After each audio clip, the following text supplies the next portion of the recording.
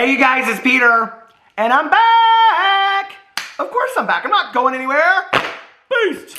Peekaboo! I see you because I'm... God, I can't catch it anymore. I'm YouTube!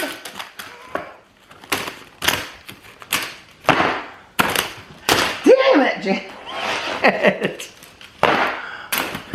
What is wrong? What is going on today?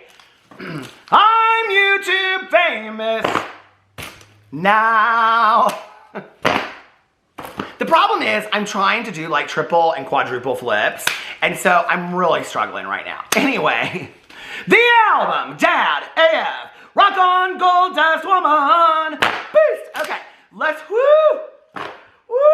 I'm winded. All right. Let's get into today's video. Happy Saturday. I am like so winded from that intro.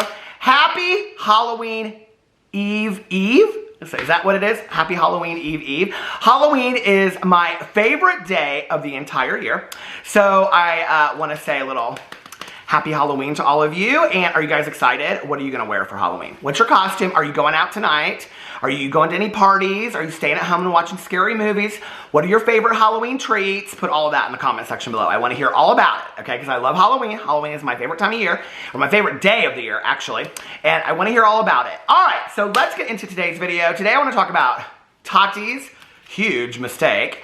And I also want to talk about Shane Dawson and Ryland having a baby, okay?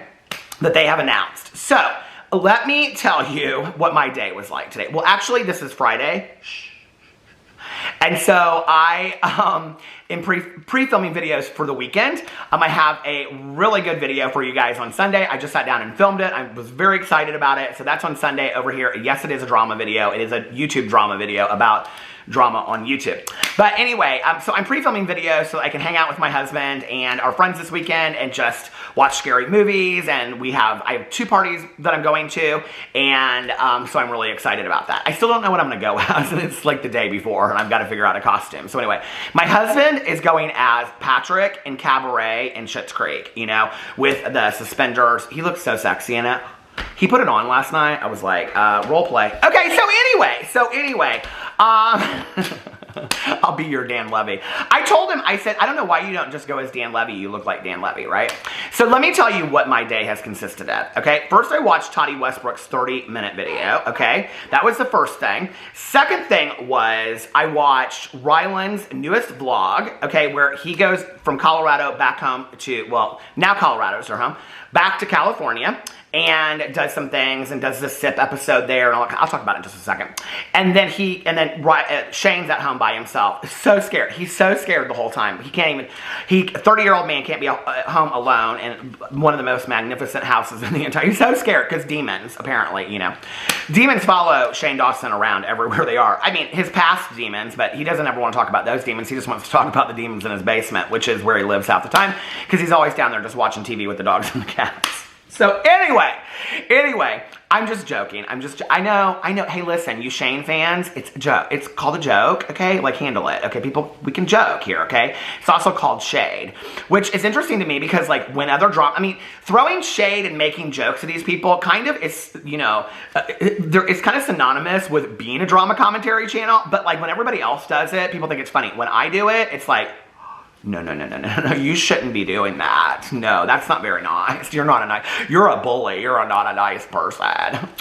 Anyway, I roll to the ceiling. So I want to talk about that because I've watched that vlog. And then I finally watched the last part of Shane Dawson's newest horror series about going out to this bridge. So I'm going to talk about that and them getting a kid or having a kid or whatever they're doing with that in a second.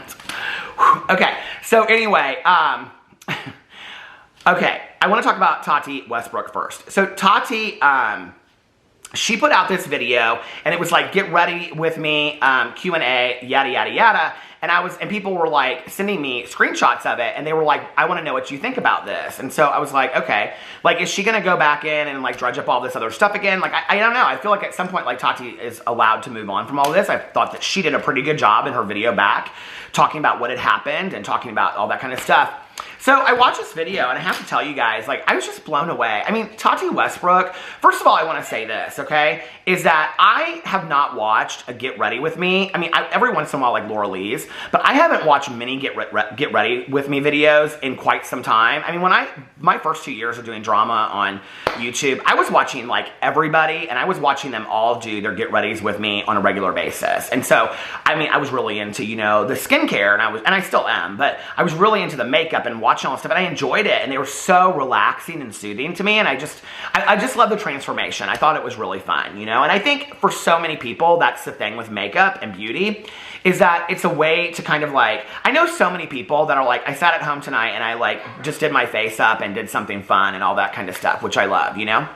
So I was watching this and I was like, she seems so relaxed in this video, and I really think that Tati has just gone through some really, really rough times, and I think that she's come out on the other side. She even talks about that in this video, you know? She addresses some things with the legality of the lawsuit going on with her old partner. She talks about how she can't really talk about it, but she did say in there that she can give her opinion, and that if people want her to read the court testimony or whatever, that she has no problem getting on video, and if that's what people want her to do.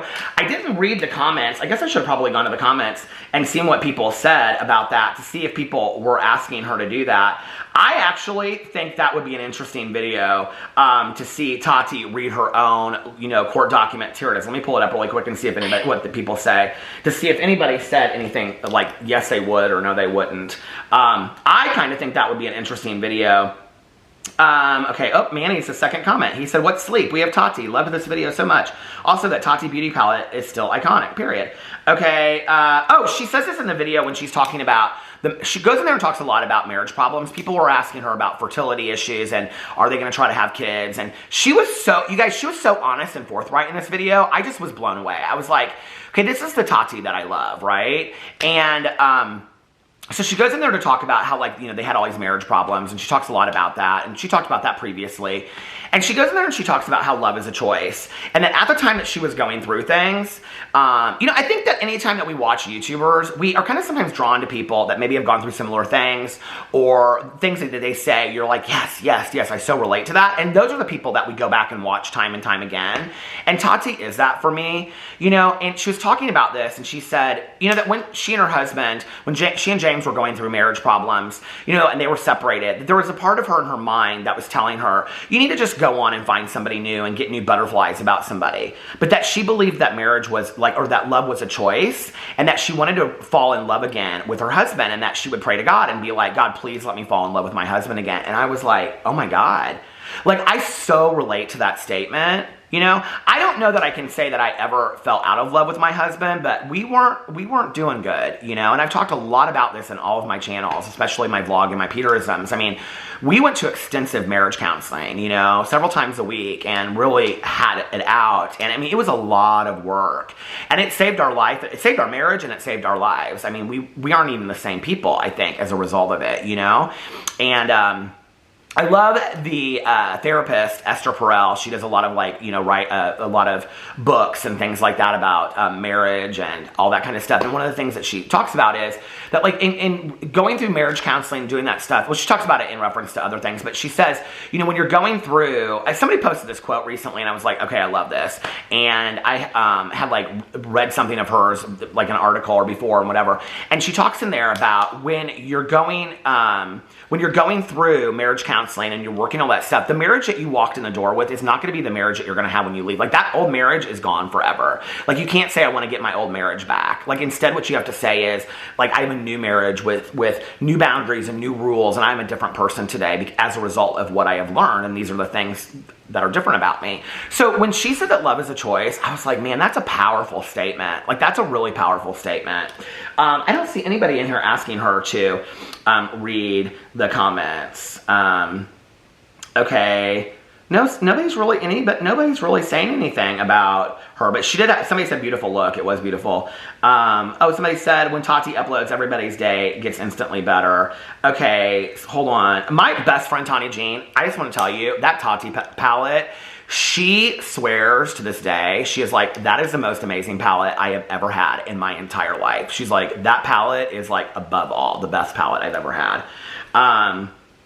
Yeah, I don't see anybody in here saying anything. This proves that everyone is going through a battle that we know nothing about. Tati, I hope yours is over in a good way for you very soon. She talked in there about, you know, when she was like at Christmas time, you know, like she was like, everybody thinks that because she's like, this is so true too. Like people think, oh, you're on YouTube and you have 9 million people around you and you could live a very lonely life. I have like my best friend, I have my husband, I have my sponsor that I talk on the phone a lot, but I rarely see, and my family that we see but not very often, you know? And it's like, I think people think I'm like, just busy all the time, and that's not it. It's like I come home to me and my dogs, you know, and then my husband comes home and we hang out, and then I get a fountain pop with my good Judy Tanya Jean or whatever, you know.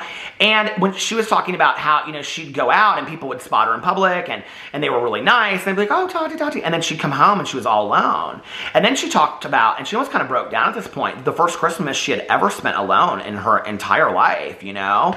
And I can remember like, just holidays of mine that I spent very much alone in the past were so difficult, you know? It was so difficult. I mean, I went through, my sobriety birthday is December 17th of 1994, and when I was in treatment, I asked nobody to come because I wanted to be in treatment by myself. So I didn't have any family or anything. I had 2 friends that came on Christmas Day to visit me, and I didn't ask them to come, they just showed up. But like I had no family. I didn't talk to my family on Christmas, I don't think. I don't know. It was just like really hard, you know, and that whole like leading up to it and afterwards, it really made me realize that, and this is why I love holidays so much today, that I didn't know what I was missing until I didn't have it, with not, you know, anyway, this has gotten too deep about that, but I just was really impressed with Tati, and, you know, she said she was going to come on and talk about, like, new releases and things that she had planned for her business, and that at some point she would be able to talk about her business soon. So I don't know if that implies that the lawsuit is coming to an end or not. I personally think it would be an interesting video for her to sit down and go through the lawsuit, just to hear it from her opinion, you know, but I know she's being very, very careful about that too. On another part of me, I think, like, if she does it because she wants to do it and because it would be cathartic for her, but to put herself through all that pain, I don't know, like, don't do it for the audience, do it because you want to do it, you know what I mean? I'm glad that she's at a good place.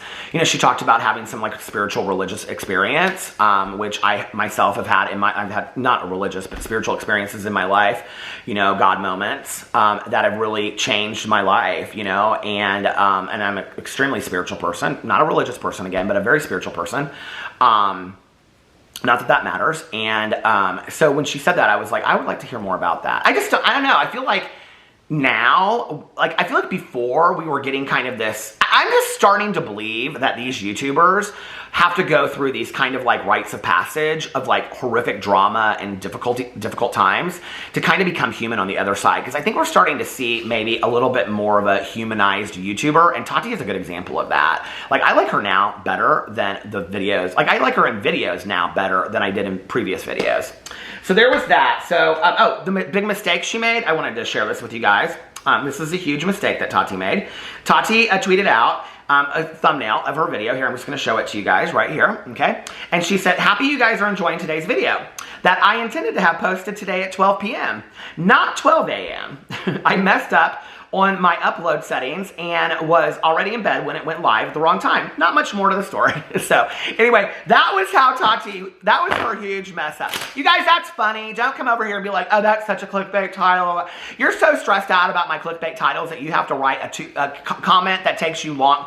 Listen, I don't want to cause you a heart attack. Don't get stressed out about my clickbait titles, okay? They're all clickbait. Or not. I mean, I try to do my best to not clickbait titles, but she did. She said it right here. She messed up. She said it right here. I messed up. So when I put in the title, Tati messed up big, then you'll know she messed up. Girl, don't worry about it. It's not that deep, okay? Why are you so worried about it? You're so stressed, you're biting at your nails about Peter's title. It's not that deep, girl. It's not that deep. Okay, let's talk about Shane Dawson. So I watched Ryland Vlogs, the newest video first, which is like moving back to California. That one thing, you know. And it's Ryland and his mom, and they go back to California to the house, and it's very like they go through it, and they're kind of sad that he doesn't live there anymore, and his mom really, really likes the house. They meet up with Morgan, because Morgan's in LA too, and it's just back and forth banter. It's kind of silly. I mean, the vlogs aren't bad, you guys. I mean, I'm not somebody that loves Ryland, so I wouldn't continue to watch for that, but they're enjoyable vlogs. They are. What was not enjoyable about it, because it just was so contrived and so corny, was that in between these clips of what Ryland, and they went to go visit Shane's mom, which was really cute and all that kind of stuff, and I like Shane's mom, but in between all of this, what was not cute was they would flash back to Shane in Colorado, where he's like, in the basement, he's like, oh my god, there's all these demons, like, I'm so scared, and he's like looking at the dogs, are you scared? And I know it's supposed to be funny and haha, but it's just so cringe at this point. It just is, it's so cringe. And then he'd be like, oh, the dogs don't like me, they like their other dad more, and then he's feeding the dogs, and he's eating crumble cookies, which I thought was really interesting. I don't think he said, maybe I got it wrong, but I don't think he said crumble cookies. I think he said this cookie company. And I thought, why would you not say crumble cookies? Everybody knows crumble cookies. I do a crumble cookie review every week over my review channel. Go check it out. But anyway, that just was real cringe to me, and whatever, but it just, you know, of course they're going to put that part in there. So that was that. And at one point in there, Ryland FaceTimes Shane and says, like, you know, like, what are we going to do with this house, whatever. And Shane said, well, I'm ready to sell the house in California. Like, when we moved to Colorado, I'm like, I was done, basically, is what he says. And he says in there, you know, like, we're going to start having kids in the next year or so. And I was like, okay, this is interesting. You know, if you're going to start having kids in the next year or so, that's like, you have to plan in advance for that. Like, I mean, if you're going to have a surrogate, you have to be working with doctors and finding a surrogate and things like that. If you're going to go through adoption, that's an entire different situation, right? I mean, adoption, and I've had friends of mine that are gay couples that have adopted. I mean, that's a whole other process, right? And so it's like, this is going to be interesting, but like, this is like, are you guys just saying we want to have kids, or are you really, like, thinking this through, you know? And the other thing that's interesting to me, and it's like, hey, whatever, like, you know, but, like, I don't know why I would have assumed this, but, like, that they would have gotten married before they would have had kids. It just seemed to me, like, didn't they talk about that at some point? Like, we're going to get married and then I thought they said something like that. So, to me, if they're going to start having kids in the next year or so, I'm wondering, do they have a wedding date set already that we're not aware of? Like maybe next spring or summer, and they're going to get married at the house or something? I can see them doing something like that. I mean, their family is so close to them and whatever. But anyway, I don't know. I guess Ryland and Shane are going to be dads here soon. So let me know what you think about that in the comment section below. And then I watched the Shane Dawson, the third part of the horror series, which is basically like, I mean, it's over an hour long, and the majority of it is them just, like, getting stuff together, being in a car, driving down a scary road. Okay, listen, I vlog every single night. Morgan has to explain in the video what rural means. Seriously? Okay. So she goes, well, they're like, each house is like a mile apart. So that's mean, and I love Morgan. Okay. I like watching her videos, but she's like, that's what it really means to be rural. I'm like, okay. I mean, I don't know if everybody lives in the greater Los Angeles area, but like in most of the rest of the country, I think we know what rural is. You know what I mean?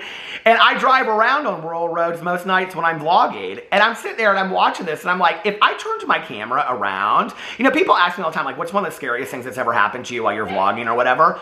One of the scariest things that's ever happened to me while I was vlogging, true story, and this is so dumb, was people that watch my vlog will remember this. I was driving down the road, and there was this, like, what do you call it? Like, not a plastic cooler, but like one of those styrofoam coolers on the side of the road, and I'm like talking, and it's like dead, like it's in a kind of a, it's like in the middle of two housing additions, but you're like driving through it. And I was like, it was just sitting on the side of the road, and I was like, I so bad want to go kick that and see what's inside of it, snakes or something. And then people later were like, well, maybe it was a head like in that movie 7. And I drove, like, okay, so if you watch my vlog, like the next night, I said if it was there, I was going to open it and see what was in it. That was probably one of the scariest things. The other scary thing is that I drive, talking about Herb Baumeister's house, the one that I went to do the paranormal experience with, he was the guy that killed the 29 gay men in Indianapolis, and my friends and I went there and did kind of a ghost hunting thing. It was really terrifying, but it was also very sad too. I drive by that street like every night when I'm vlogging, and it like scares the hell out of me when I drive by that street. I'm always just like, the house is like right down the road, you know? So to me, this just isn't, I mean, I could turn the camera around when I'm vlogging any night and be like, ooh, this is so scary, look at that, and it'd just be a dark road. And it's a lot of that kind of footage. Like, this is so scary. Why are we on a gravel road this long? Well, you're on a gravel road because you're in a rural area, okay? That's why you're on a gravel road, not because it's spooky scary. It was very much contrived to me. You know, Shane even says in the car, they ask him, they're like, do you really think anything is going to happen? And he goes, no, not probably really anything. We'll probably hear a little bit of this or that or whatever. I don't know. I just didn't see anything that really scared me that bad. I didn't think it was like, I mean, he goes, this is like the beginning of a horror movie. How many times have you said that with your friends driving around in cars? Like when something scary happens and you're like, oh, this is like the beginning of like a horror movie. It's like we're in Wrong Turn or something, you know? Well, just because you say that doesn't make it true. I don't know. You know, the thing is, I don't think that Shane Dawson is a horrible YouTuber, videographer as far as like putting this stuff together, but I also don't enjoy his editing skills anymore. They're just not fun for me. And on top of that, I don't think the topics that he's talking about, like in this thing, were that interesting. I didn't think it was that scary. And I don't know, it's just like, for me, I'm just not that blown away by it anymore. It kind of seemed kind of thrown together to me and rather boring, honestly. I kind of thought more of him. And I think, you know, the thing is that at that time on YouTube, we were all, like he was doing the Jeffree Star series and everything, we were all building him up. And he's this genius. I said it on my own channel. I know, I was a fool. I don't know, I haven't gone back and watched those videos, and I'm like, what did I think was so astronomically magical about these series? And I thought that they belonged on Netflix or something. No, they don't. Not at all. They're YouTube series, okay? It's just not that deep, right? It's just somebody following him around with a camera while he lives his life. It's not that deep, right? And we made something huge out of it, and we bought into the hype. And I think part of it, you know, is like Shane's fall from grace, but I think also, okay, I'm out of breath because the dogs kept on barking and I couldn't figure out what was going on. They were barking at the front door. And I was like, what is going on? Surely there's nobody outside. You know, it's 7:23 at night, right? And so I went outside and there's like nobody there. The dogs were running around in the rain, right? And there's like all these cars in front of our house, and our neighbors next door are having a Halloween party. So I don't know, they usually have them in their garage. And so I don't know if they like, the garage is like kind of like catty corner to our front door. I don't know if they heard things in there or whatever. But anyway, so if you heard barking through the video, that was what was going on. I was like, why do they keep on barking? So anyway, like what I was saying was, you know, I think to some degree, you know, Shane Dawson, taking everything that happened in the past that is now haunting him as part of his downfall, I think another part of his downfall was that he built himself up to be this guy that made these series that everybody was just like mind blown over these series, right? When before, he was just this guy that was doing conspiracy videos and food videos and putting funny videos that he thought were funny together, right? But they weren't like these huge series. And now, you know, he's like, people are telling him he needs to be on Netflix. His series are so great. Hell, you know, I probably said that at some point that they were so good, you know, whatever. I don't feel that now, having like looked back at him, but I don't know. I feel like I fell totally into the hype at the time. I really do. So now he feels like he has to put this series out. When if you really want to look at what happened was, it's a 3-part series about this haunting. That's really not a 3-part series. It's really 3 individual videos is what it is that he calls a series, because I think Shane Dawson thinks, I can't put something out now unless I'm like feeding it out as this huge series, right? But it's really not.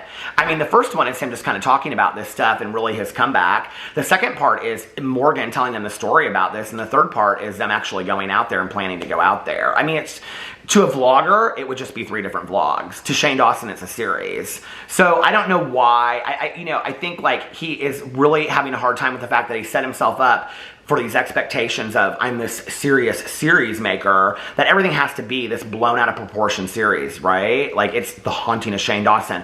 I'm gonna make merch around it. It's just a video. It's just, I mean, can you imagine any other YouTuber out there? You guys, it's literally a vlog. It's literally a vlog, okay, of them going out to this place. I mean, it's not like some highly conceived horror movie. It's a vlog.